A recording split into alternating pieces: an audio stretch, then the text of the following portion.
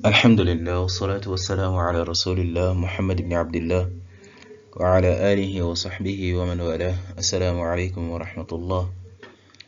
Chers frères et sœurs, après avoir loué Allah subhanahu wa ta'ala et prié sur le sceau des prophètes, notre bien-aimé Mohammed ibn Abdullah, alayhi afdal salatu wa zakat taslim, c'est un plaisir pour nous de vous présenter ce fascicule qui a pour objectif de vous aider à apprendre l'alphabet de la langue arabe, à vous aider à mieux prononcer les lettres de cette belle langue qui est la langue de l'islam.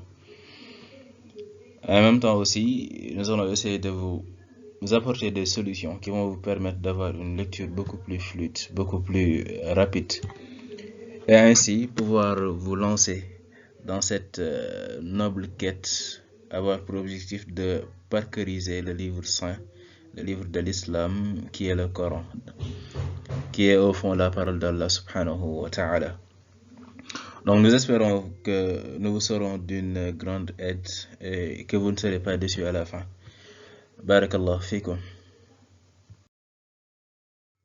Bon, tout d'abord, nous avons ici la première page dans laquelle nous avons mis l'introduction qui présente assez globalement le fascicule, qui a été spécialement conçu pour les débutants francophones. Raison pour laquelle on va essayer d'éviter de parler de phonétique. On ne va pas l'utiliser pour transcrire ni pour expliquer les lettres. Car en termes de linguistique, on dit que l'arabe fait partie des langues sémites. Maintenant, dans cette même famille, il y a des lettres qui ne se trouvent qu'en arabe. Par exemple, la lettre dot. Des fois, on entend certaines personnes dire l'autre dot, c'est-à-dire la langue du dot. Car cette lettre ne se trouve qu'en arabe et en plus de cela, elle est assez difficile à prononcer même pour certains arabes. Donc, on va essayer de fuir tout cela et on va essayer de se contenter du langage familier qu'on utilise le plus souvent lorsqu'on discute entre nous. C'était tout. Maintenant, vous pourrez prendre le temps, Inch'Allah, de lire l'introduction. Peut-être que vous pourrez mettre la vidéo en pause et vous concentrer sur cela. Bon, maintenant, avant d'entrer dans le vif du sujet, on va d'abord faire une petite pause et parler de l'alphabet arabe de manière globale. Tout d'abord, ce qu'il faut savoir, c'est que l'alphabet de la langue arabe est composé de 28 lettres, qui sont toutes considérées comme des consonnes. Maintenant, une même consonne peut revêtir plusieurs formes, c'est-à-dire qu'elle peut, par exemple, avoir une forme lorsqu'elle est isolée, une autre forme lorsqu'elle se trouve au début du mot, une autre forme encore lorsqu'elle se trouve au milieu, et enfin, une dernière forme lorsqu'elle se trouve à la fin d'un mot. Raison pour laquelle vous remarquerez que des fois, dans une même page, on peut mettre une lettre et mettre en bas d'autres formes qui représentent en fait cette même lettre, lorsqu'elle se trouve peut-être au début, au milieu ou à la fin d'un mot. En plus de cela, il y a le fait qu'on ne peut pas lire un mot sans pour autant mélanger les consonnes et les voyelles. Maintenant, en ce qui concerne la langue arabe, nous pouvons dire qu'elle est composée de 6 voyelles. Maintenant, 3 d'entre elles sont brèves. Nous avons ici la fatha, la kasra et la dhamma qui représentent les voyelles brèves. Maintenant, le reste est considéré comme des voyelles longues, à l'instar du alif, du ya et du waw. Maintenant, vous verrez ici qu'on a utilisé la même couleur pour parler de la fatha et du alif. Ensuite, on a utilisé une autre couleur pour parler de la kasra et du ya. Et enfin, une autre couleur pour parler de la dhamma et du waw. Il y a une raison à cela. Et ça se fera plus tard, Inch'Allah, lorsqu'on arrivera au chapitre des voyelles longues. Nous allons essayer de commencer par la fatha, ou bien le A bref, c'est-à-dire qu'elle ne va pas être tirée, mais on va simplement dire A. Ou bien le dernier son qu'on va entendre après la voyelle, c'est, ou bien après la consonne du mot, c'est A.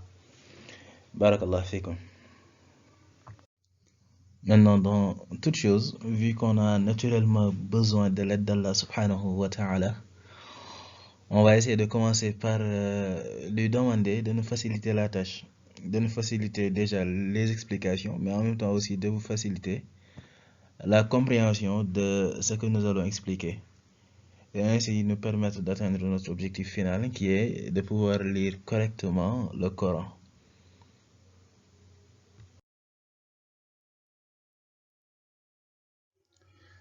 Alhamdulillah wa bihi nasta'in.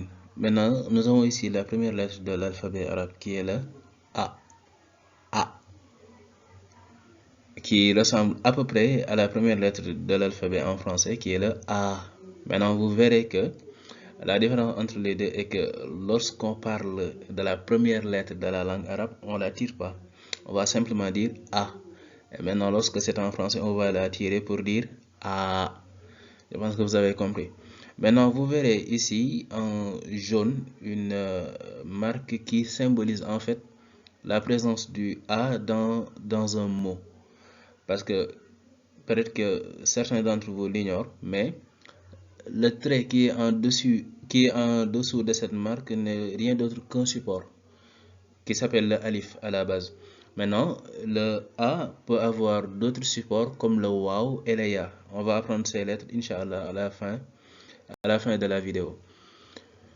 Maintenant, c'est une lettre assez simple qui ressemble à peu près à celle du français, qui ressemble à la première lettre du français. Donc, pas besoin de compliquer les choses. Vous allez seulement essayer de répéter A. A. Bon, ensuite, nous avons ici le Ba, qui est aussi une lettre assez simple, qui ne change pas, peu importe sa place dans le mot, elle ne change pas. Maintenant, peut-être pour ne pas vous perdre, dites-vous que parmi les caractéristiques du Ba, c'est qu'il y a un point en dessous. Il y a un seul point en dessous de la lettre. Maintenant, après, Inch'Allah, on va vous dire pourquoi est-ce qu'on fait cette remarque. Alors maintenant, on a ici le Ta, qui est aussi une lettre assez simple, une lettre naturelle, facile à prononcer. Maintenant, il y a aussi une marque en jaune. C'est aussi un Ta. Maintenant, le Ta qui est en blanc est appelé un Ta ouvert. Un Ta ouvert. Maintenant, le Ta qui est en jaune est appelé un Ta fermé. C'est la différence entre les deux. La plupart du temps, celle qui est en jaune se trouve à la fin des mots, alors que celle qui est en blanc peut se trouver au début ou au milieu d'un mot. Maintenant, parmi les caractéristiques du Ta, il y a le fait que c'est une lettre c'est une lettre qui a deux points au-dessus d'elle. Deux points.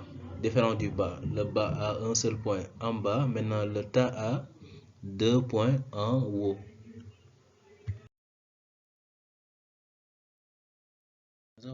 Nous avons ici le Tha.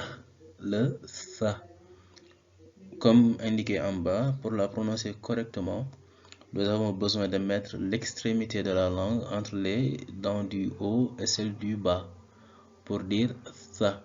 Essayez de poser la langue entre les dents du haut et celle du bas et ensuite essayez de faire sortir le son Tha. Tha. Parmi les caractéristiques de cette lettre est le fait qu'il y a trois points en haut. Tout comme le Ba aussi, elle ne change pas. Peu importe sa place dans le mot, elle ne change pas. Elle s'écrit toujours comme ça, avec les trois points en haut. Maintenant, nous avons ici le Ja.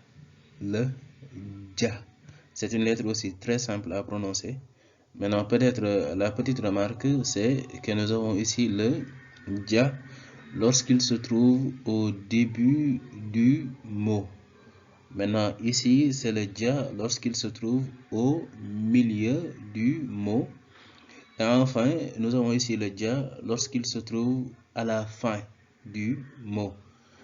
Maintenant, parmi les particularités de cette lettre est qu'elle ressemble un peu aux deux lettres qui vont venir après. Maintenant, pour pouvoir faire la différence entre les deux, nous allons nous dire carrément que le Ja a toujours son point en bas. Le Ja a toujours son point en bas. Barakallah fikum. Maintenant, nous allons passer au Ha. Ha. Maintenant, c'est une lettre qui nécessite en fait qu'on joue un peu. On va essayer de jouer un peu. On va par exemple, ouvrir la bouche et laisser l'air sortir naturellement, sans pour autant rien dire. On va seulement laisser l'air sortir de la bouche. Maintenant, en faisant cet exercice, on va essayer en même temps de faire sortir le son en disant ha, ha, ha. Lorsque tu ressens l'air sortir au moment où tu prononces cette lettre, sache que tu l'as dit correctement. C'est la même lettre qu'on utilise par exemple lorsqu'on récite la Fatiha et qu'on dit Alhamdu, Alhamdu. D'accord. Maintenant, comme je le disais tout à l'heure, elle ressemble un peu à la lettre précédente qui est le Dja, sauf que ici il n'y a pas de point. Il n'y a pas de point ici. Vous ne remarquerez aucun point sur ces trois lettres. Alors que en ce qui concerne le Dja, nous avons au moins un point en bas. Maintenant, ici, nous avons le Ha lorsqu'il se trouve au début du mot. Ici, le Ha lorsqu'il se trouve au milieu du mot. Et enfin, ici, le Ha lorsqu'il se trouve à la fin du mot. Masha'Allah.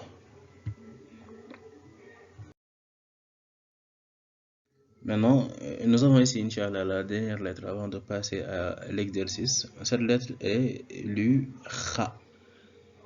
Kha. C'est une lettre assez simple à prononcer pour nous, les francophones. Maintenant, raison pour laquelle j'ai donné ici en exemple le mot Khalif. Khalif. Car la première syllabe est une syllabe assez utilisée. Maintenant, vous remarquerez ici que le point se trouve en haut. Kha et aussi Kha. Maintenant, on utilise cette forme lorsque le Kha est au début du mot. Et cette forme est utilisée lorsque le Kha est au milieu du mot. Maintenant, lorsque le Kha est positionné à la fin, nous allons utiliser la forme initiale. Kha. Kha.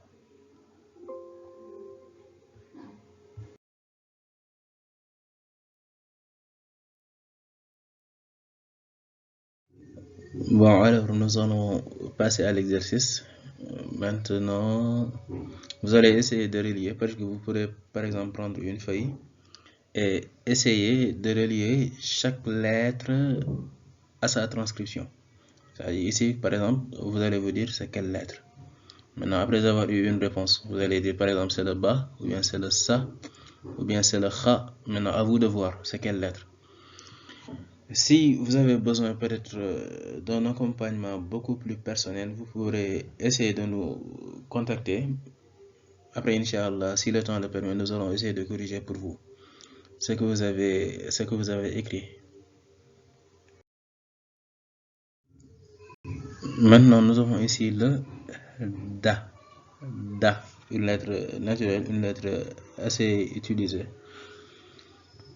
Mais quand même, gardons à l'esprit que nous n'avons ici que des voyelles brèves, raison pour laquelle on ne va pas faire l'erreur de dire da, mais plutôt da. Bon, maintenant nous avons ici le da. Da. On va faire un petit bond en arrière pour nous rappeler un peu de la technique qu'on avait utilisée pour prononcer correctement le sa. C'est la lettre qui a 3 points en haut. Maintenant, on va essayer de mettre la langue entre les dents du haut et celles du bas. Ensuite, on va dire the. Par exemple, lorsqu'on utilise la phonétique, il y a une autre manière pour essayer de transcrire cette lettre. Mais comme tout au début de la vidéo, on avait dit qu'on allait nous éloigner de la phonétique pour utiliser des lettres qu'on connaît tous, ou bien une transcription qu'on va à peu près pouvoir comprendre, raison pour laquelle on a utilisé ici le Z et le A. Mais cependant, il y a une légère différence entre le Z qu'on utilise en français et ce ZA qu'on va dire. On va tout le temps essayer de placer la langue entre les dents du haut et celles du bas pour la prononcer correctement. Maintenant, nous avons ici le Ra. Il n'y a pas de remarque particulière. C'est une lettre facile à prononcer. On va essayer de passer à la suivante. Maintenant, ici, nous avons le ZA. Le ZA. Il ressemble, en termes de prononciation, il ressemble au ZA, comme on l'a écrit ici en français. C'est-à-dire qu'il n'y a pas de distinction particulière entre les deux. Cependant, il y a deux différences qu'on peut noter entre le ZA que nous avons ici et le premier ZA que nous avons étudié. En ce qui concerne le premier ZA, il y a déjà la prononciation, car pour le prononcer correctement, on devait mettre la langue entre les dents du haut et celles du bas. Maintenant, ici, on n'a pas besoin de faire ça. On va seulement dire ZA. L'autre différence, c'est en termes d'écriture. Le ZA que nous avons ici est beaucoup plus long que le premier ZA. Masha'Allah. Alors maintenant, nous allons passer au SA, qui est aussi une lettre assez simple, pas de remarque particulière à faire. Ensuite vient le CHA. On va pas dire chat, on va pas commettre cette erreur quand même. Mais on va simplement dire chat, chat. Et maintenant, nous allons essayer d'élever le niveau un peu pour parler de 4 lettres qui sont assez particulières en arabe. Tout au début de la vidéo, je vais parler de l'orat dort, la langue du dort. Après, Inch'Allah, on va dire pourquoi. Maintenant, nous avons ici le so. Le so. Maintenant, vous allez remarquer qu'ici, on a mis SO au lieu de SA. Car on ne voulait pas que les gens confondent entre les deux. Si par exemple, on avait mis SA, quelqu'un pourrait penser que c'est comme la lettre qu'on avait étudiée tout à l'heure, qui ressemble un peu au 3 couché. Mais ici, on va dire so.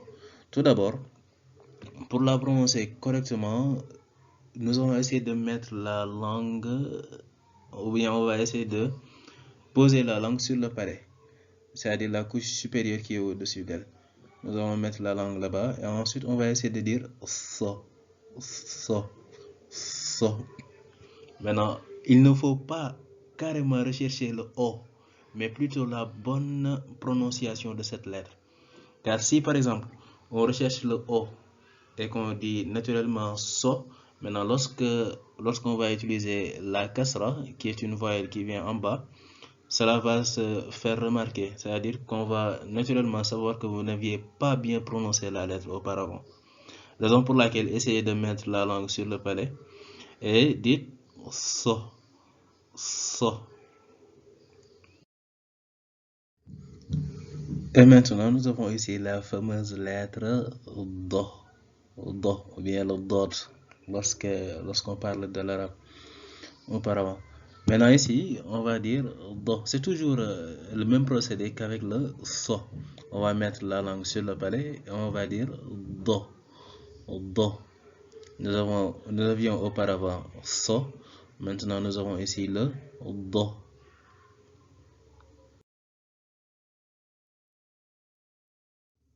Et bien maintenant, nous allons parler du to. Toujours la langue au niveau du palais. Ensuite, on va dire to, to.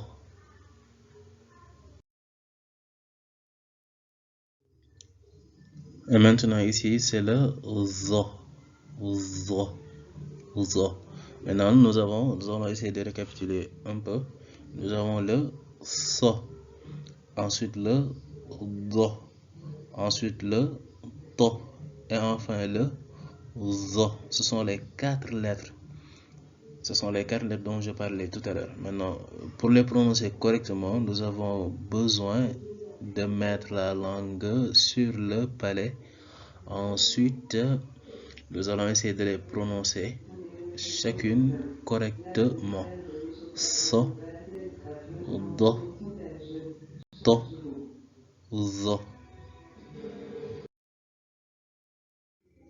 Maintenant, nous avons ici le en, en. On a mis le EN en bas pour vous permettre d'avoir une petite idée sur la prononciation correcte de cette lettre. Cependant, n'oublions jamais la règle de départ qui est qu'on devait seulement utiliser des voyelles brèves. Donc ça veut dire qu'on ne va rien tirer. On va simplement dire en, et non en. D'accord. Maintenant, lorsque le en se trouve au début du mot, on va supprimer cette petite que. On va l'appeler une que. On va la supprimer et on va juste laisser cette forme qui est en haut. Certains vont même penser que c'est comme un 3 inversé. Cela peut-être va vous aider à mieux le reconnaître. Maintenant, lorsqu'on laisse cette forme qui apparaît en haut du point rouge, la lettre va automatiquement ressembler au Hamza. Cependant, la différence entre elle et le Hamza, c'est que le Hamza n'est jamais collé à la lettre qui vient après, alors que le an peut être collé à la lettre qui vient après elle. Maintenant, ici, nous avons le an lorsqu'il se trouve au milieu, du mot. Et ici, nous avons le an lorsqu'il se trouve à la fin d'un mot. Et ici, nous avons le ra. Maintenant, on a utilisé ici le GHA car certaines personnes écrivent cette lettre comme ça lorsqu'ils parlent de l'arabe, mais en utilisant les lettres en français. C'était juste pour vous permettre peut-être d'avoir une idée sur cette lettre lorsque vous voyez ça dans un livre. Mais la transcription la plus approximative, c'est le KHA. Maintenant, cela va vous rappeler la lettre qu'on avait étudiée tout à l'heure, qui est le Kha.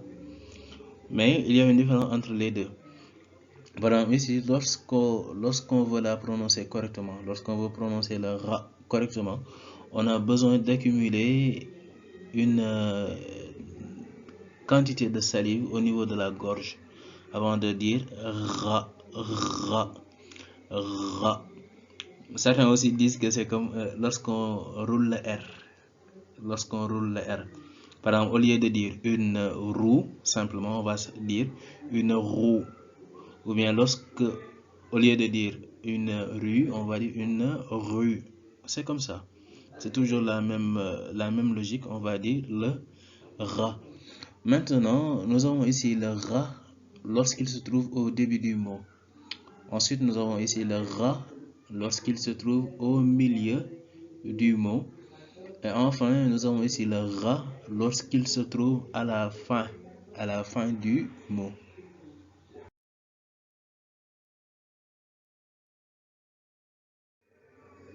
Maintenant, on dirait que les lettres compliquées et les lettres simples s'alternent. Ici, par exemple, nous avons une lettre assez simple à prononcer, c'est le fa. Bon, maintenant, nous avons ici le qa. C'est la même lettre utilisée lorsqu'on dit qul a'udhu, qa. Maintenant, j'ai bien précisé que lorsque nous prononçons cette lettre correctement, nous ressentons comme un creux au plus profond de la gorge. Maintenant, certaines personnes, lorsqu'elles veulent prononcer cette lettre, ils disent ka, alors que c'est pas ka, ni kha. Non, mais on va essayer de dire ko. Essayons de trouver le creux au plus profond de la gorge et ainsi nous allons prononcer cette lettre correctement.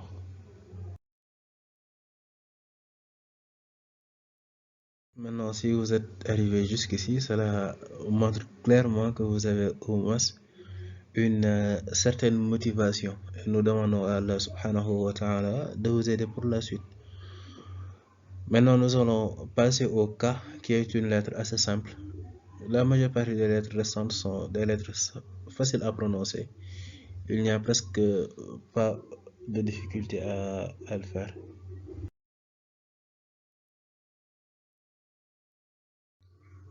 Et ici, nous avons le la. On va pas dire la, mais plutôt la.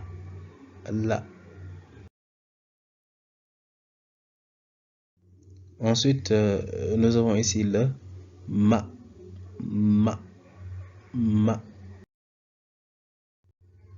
Et ici, nous avons le na. Ensuite vient le h, h, h. Bon, on va pas lire textuellement h, non, mais on va dire h, h.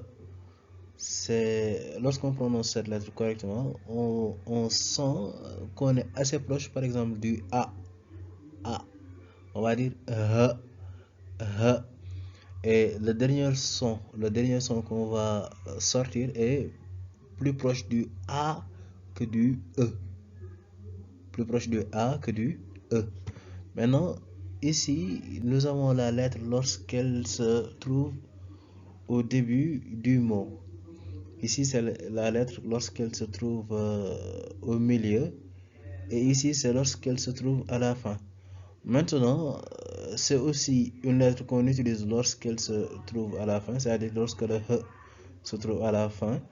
Mais la différence entre cette forme et celle-ci, c'est comme vous le voyez ici, il y a un petit trait avant.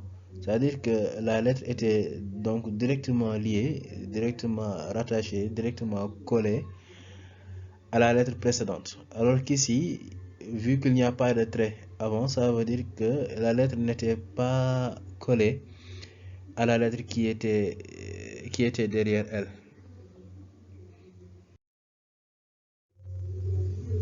Alors nous avons ici le wa, wa, wa. Et enfin, nous avons le ya, ya. Maintenant, pour l'identifier, on fait attention aux deux points qui sont en bas. Il y a aussi des situations où on peut voir une lettre qui a la même forme mais qui n'a pas les deux points. Ça aussi, c'est un ya. C'est un ya.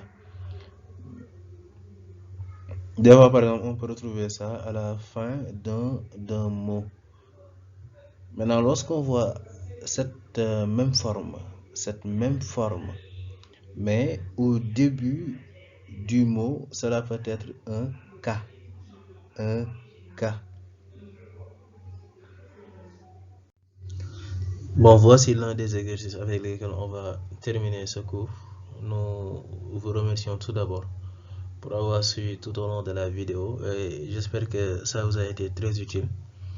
Maintenant, vous pourrez essayer d'abord de lire ces mots qu'on a mis à droite. Ensuite, vous allez essayer de les transcrire en français. Maintenant, vous pouvez donner ça à l'un de vos proches qui sait lire l'arabe, comme ça il va corriger pour vous. Si vous voulez aussi d'un accompagnement beaucoup plus personnel, vous pourrez nous contacter car le groupe Taha, avec sa branche Taha Academy, dispense des cours en ligne comme à domicile. Ça dépend aussi du lieu. Et vous pourrez aussi apprendre en plus de la lecture d'autres matières qui peuvent être très utiles pour le musulman comme la jurisprudence islamique qui consiste à savoir comment prier, comment faire ses ablutions correctement, etc. Aussi la biographie du prophète sallallahu alayhi wa sallam, des cours de Coran. En même temps aussi, nous allons essayer de faire l'exégèse, c'est-à-dire la traduction du Coran, etc., etc., etc. Maintenant, vous pouvez essayer de faire ces exercices après. Cela va aussi vous aider à réviser ce qu'on a eu à apprendre tout à l'heure. Maintenant, ici, on vous donne l'occasion de s'amuser, en même temps aussi d'apprendre de nouvelles choses. C'est-à-dire qu'ici, vous allez essayer de créer 5 mots en arabe. Vous allez imaginer des lettres et vous allez créer avec ces lettres 5 mots en arabe. Ensuite, vous allez essayer de les transcrire en français et donner à quelqu'un, Inch'Allah, pour qu'il puisse corriger pour vous. Ainsi s'achève cette vidéo. Nous demandons à Allah subhanahu wa ta'ala de nous faciliter l'atteinte de nos objectifs et de nous regrouper au paradis, tout comme il nous a permis de nous rencontrer ici de manière indirecte. هذا والله تعالى أعلم وصلى الله وسلم وبارك وزد وأنعم على نبينا محمد وعلى آله وصحبه أجمعين. السلام عليكم ورحمة الله.